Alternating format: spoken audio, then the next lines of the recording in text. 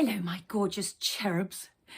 An awful lot has happened since I last chatted with you, and I have to share something very special. I didn't want to make it as a separate post because it felt a little bit uncomfortable, a bit showy-offy, but out of 55,000 people, why am I whispering? It's because I think it's going to be taken away. Well, out of 55,000 people, you won't believe this, because I still can't. I keep checking the National Diversity Awards website in case they've removed me or I've made a mistake. I probably shouldn't be saying this on a public thing, but it's the truth. I don't come with a filter, I'm afraid, and that is what I think.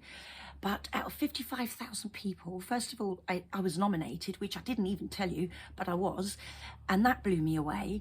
And I thought, oh, put it to the back of your mind, Giuliani, you know, this is just, it's a miracle. It's just amazing. But then I got shortlisted out of those 55,000 people, and I was, so there's 6 or 7 categories and 8 people in each, and I'm one of them, in one of the categories as a role model. I'm amazed. I could understand it if I was on there as a plasticine model, but no, I'm on there as a role model. So even if you're not all that into what I do, please have a look at the National Diversity Awards website, because there are some astounding people on there. And to be honest, I've not read anything about the people in my category because I'll probably want to go and disappear somewhere. So I'm just keeping everything crossed, you know. So anyway, I just wanted to share that with you because it's just so exciting. So I've been shortlisted. It's a miracle. I love it. I can't believe it. And you know, I have to say as well, all my life, all my adult life has been about working with children, my own included, and helping them find their voices, their strengths, their songs throughout any sort of challenge or different ability, disability, stuff going on at home, whatever it is. I've loved just being that kind of invisible heart behind them, if that makes sense. And the thing that really got me when I was shortlisted and nominated by the lovely Tess Eagle Swan, who has the wonderful therapy dog Cratu, was that for the first time in, wow, 2 decades, I felt seen and I felt heard, and it hasn't sunken in. It's still a really weird feeling. But anyway, I'm going to move on to today's video instead of waffling on about me. So this is a child, pillows. Sorry, I had to make a child today because obviously you've all gone back to school, haven't you? And I do know, you know, the kids are really being put through it at school. I know that. They're feeling the pressure. A lot of parents have been ringing me this week and saying they just want to take their kids out and home educate because of all these pressures, because the government now want to play catch up and squash our kids through the sausage blooming factory machine, so they all come out identical little clones. And we're not all identical little clones. We're not. Sorry, Boris, but we're not. And I am coming to see you still. I mean it, I am. I'll bring brownies, you know, but I'm coming to see you. And I mean business. I'm going to wear my serious savage glasses when I come too. So prepare yourself. You may think I'm funny, but I am deadly serious when it comes to these children. That was a bit of a glare. So now I'm moving on to some massage because I love touch. I love it. I love it. I'm making up for it so much since we've been allowed to. You know, it was awful. I felt like I was in a straitjacket before. Can you imagine me, a massage therapist, half Italian, and not being able to touch? It was a nightmare. Anyway, so here's my child, and what I want to focus on today is particularly younger kids with ADHD, ADD, autism spectrum difference, not disorder. I don't like that word. It's absolutely negative and there's no need for it. And also you know, kids who are getting OCD because they're trying to manage that anxiety. OCD is the biggest, most extreme form of anxiety, really. It's where you're trying to just keep everything under control. I've suffered from it before myself in the past. I'm being honest with you. I say far too much on these videos. So sorry. So lovely oils that you could use. So you can either do the massage dry, you could put it into stories or songs. So, you know, a child's favourite song. If you don't want to sing it, you can play it on, you know, off your phone. That's my therapy dog Boo, who's now going to start shouting at the dogs going up the hill. Do excuse me, the joys of filming at home. Never work with children or animals. Boo, Boo. Yes, thank you, darling, for the protection. Thank you, darling. Come here. I need to massage your temples. Oh, anyway, so back to this. So if you want to, you can use oils. Now, a really fantastic one for kids with ADHD is Vetiver Oil. It's absolutely brilliant. It calms that energy right down, but it doesn't knock you out. It doesn't, you know, make you feel like you want to go to sleep for 10 years. It doesn't zombify you. So I often say to these kids, sprinkle a little bit, put a bit on your wrist, have a tissue with it on, you know, if you don't want to go around smelling like a big flower, which I can understand, you know, you might not want to do that. But, you know, and you can put it on your pillow at night. You can put a bit on your school bag, you know, keep a bit with you because it's a really good tool. Obviously, some kids have absolute massive sensory overload when it comes to smells, and it can do the reverse and send them up there. And obviously, if your child is like that, just stick to a dry massage. It's just as effective. You can also use an oil called Howood, spelled H-O and then wood. And that is a fantastic emotional and mental balancer. And it's not very expensive. You can even get it on Amazon, and it's a couple of quid. So, you know, you don't need to go out and think, oh my goodness, there she is waffling on. But actually, how can we afford all these oils? They're not all expensive. They're really not. If your child is feeling really anxious, rose geranium is a really beautiful one. If they have high blood pressure, however, don't use it. So, you know, or if you're working with anybody who's pregnant, I avoid clary sage, rose geranium. But otherwise, it's a good mood uplifter. Chamomile, big winner, very relaxing, we all know that. And the lavender, don't use it if you have epilepsy or anybody around you has epilepsy because it can trigger a fit. But my favourite lavender is lavender high altitude. Or as one of my kids once called it, not my kids, you know, my kids out there, one of them called it lavender high attitude. And I must admit, I do quite like that name more. But it actually helps you with that attitude and calms you right down, but keeps you, it sharpens the brain because the lavender comes from, you know, high on the alpines. It freshens you, it spritzes you up. So it relaxes you, but it kind of, it's like, you know those little plant sprays you get for house plants? I mean, I don't have those, but I've seen people who do, and they get the squirty thing out. It's like doing that to your brain with lavender high altitude. And then the other one is, I've got them out, rosewood, a cuddle in a bottle. You can't go wrong. I even use it when I've worked with animals and they've had little operations, and I've gone and I've put rosewood in their beds because it's really good if you have come through or are going through trauma. So if your child has PTSD, which if they've got a different ability, at some point they probably will have picked up a little bit of PTSD where they weren't understood or something happened, or, you know, so it's a really nice one to use. So I'm going to show you a couple of massage strokes that are really beneficial for kids with all of these things I've mentioned, but it's actually good for anybody. It's good for everybody. So it's not exclusively for kids with autism or ADHD, but it does bring them a huge benefit. So here's my child made of pillows. I'm so inventive, it's amazing. And the first one is if you just ground the shoulders, and all you're doing is, it's like helping somebody off with their coat. So it's a little squeeze and a gentle pull, and then you hold it and release. So gentle squeeze, pull up slightly, hold, release, and go out to the shoulders. And I always, with the shoulders, I work from either side of the neck out because you want to draw the tension out. And if you want to, you can carry that on down the arms because that has the feeling of a weighted blanket. You know, that lovely, safe, grounded feeling. So you can go all the way from the tops of the shoulders and all the way down the arms. And it's beautiful.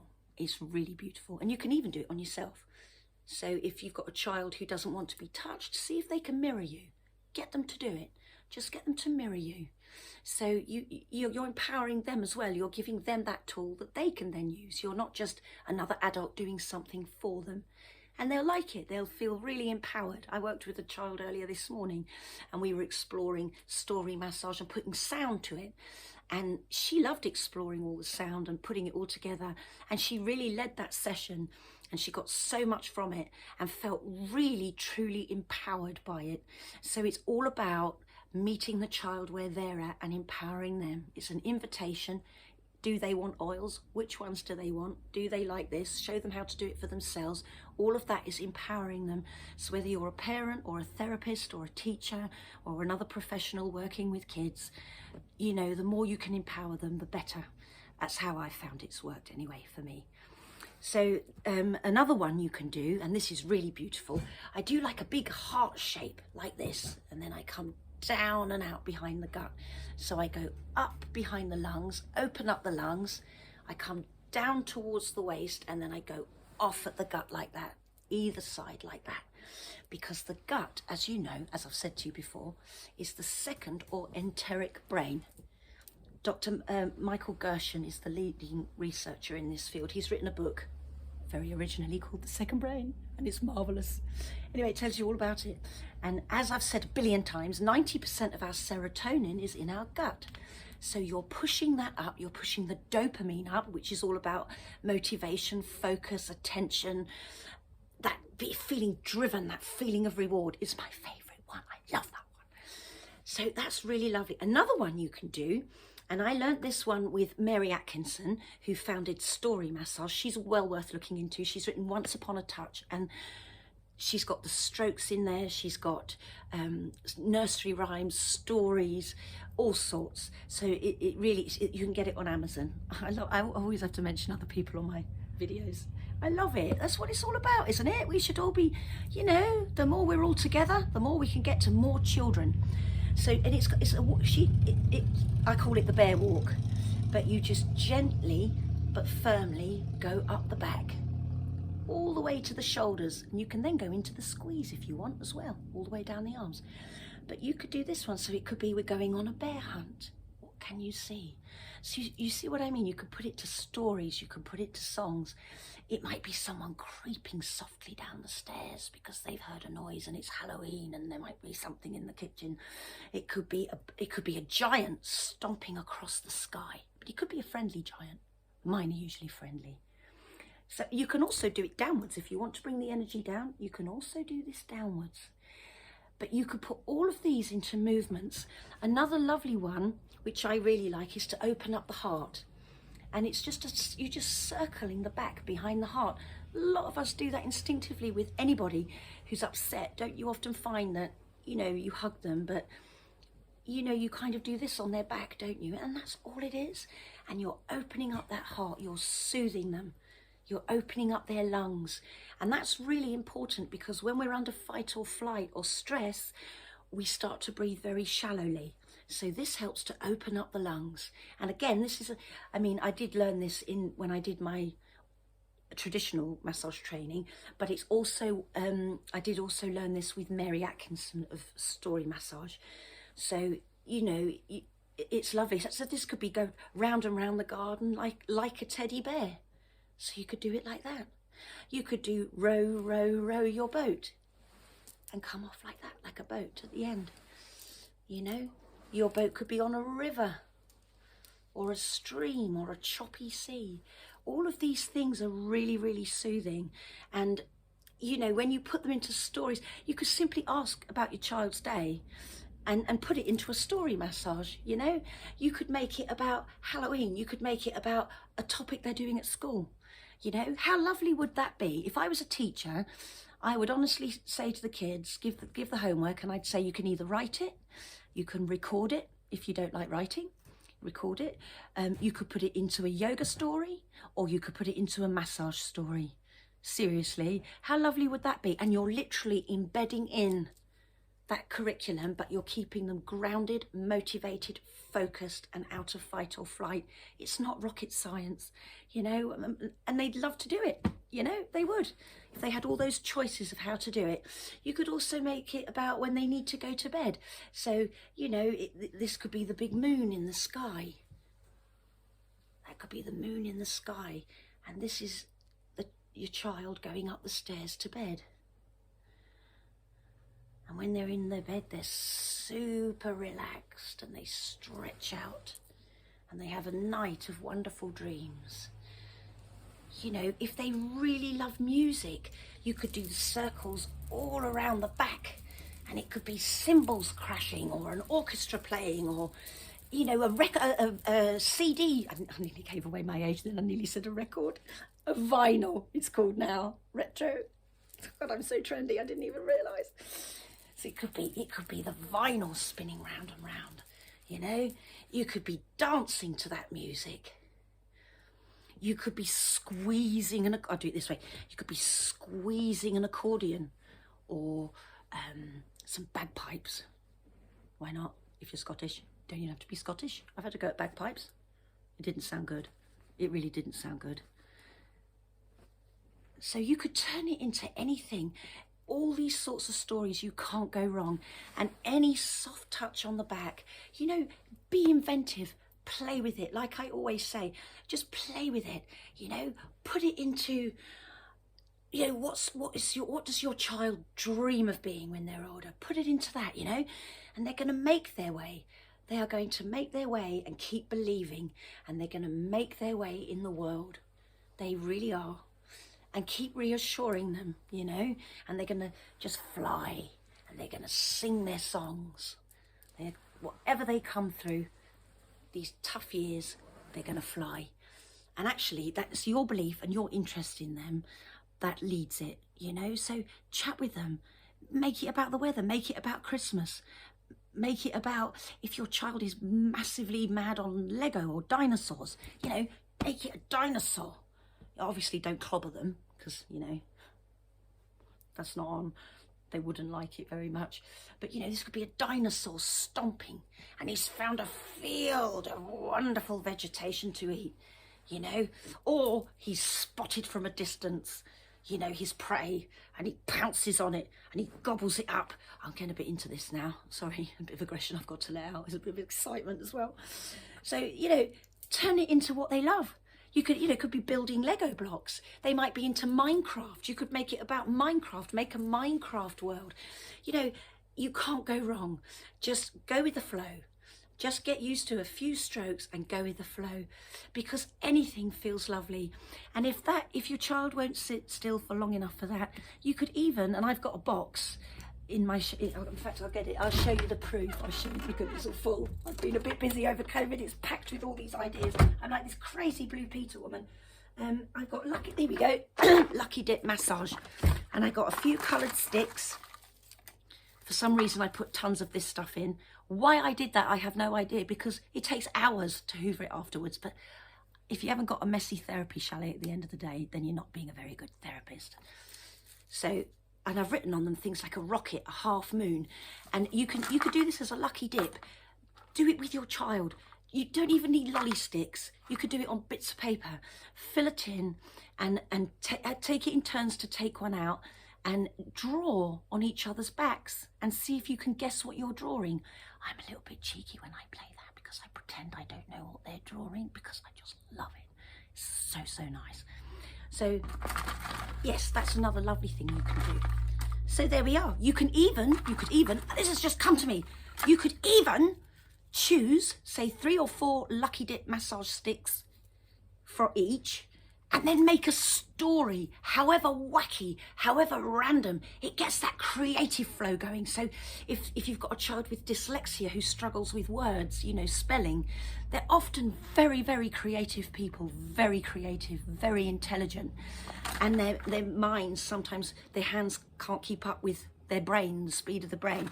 So, you know, engage them in words, make words fun, make a story verbally, put it into a massage, do it for each other, you know. So there's so many ways that, and it bonds you as a family. You know, touch is oxytocin, it's immunity. It's and oxytocin stimulates all the emotional intelligence. So it's a win-win. It's a no-brainer. Get your Lucky Dip boxes going, your massage story boxes going. You know, it's not hard, I promise. It's the easiest thing in the world, and your child will love it. And how lovely as well, I'm going to stop in a minute because I'm a bit of a chatterbox this morning, because I haven't seen you for a little while. You bond together as parent and child. You know, how beautiful is that?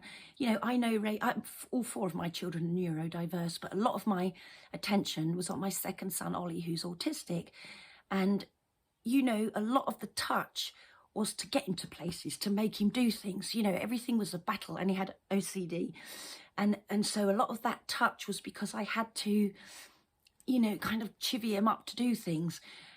And when we did the massage together, it was beautiful because it was just because, and it bonded us back.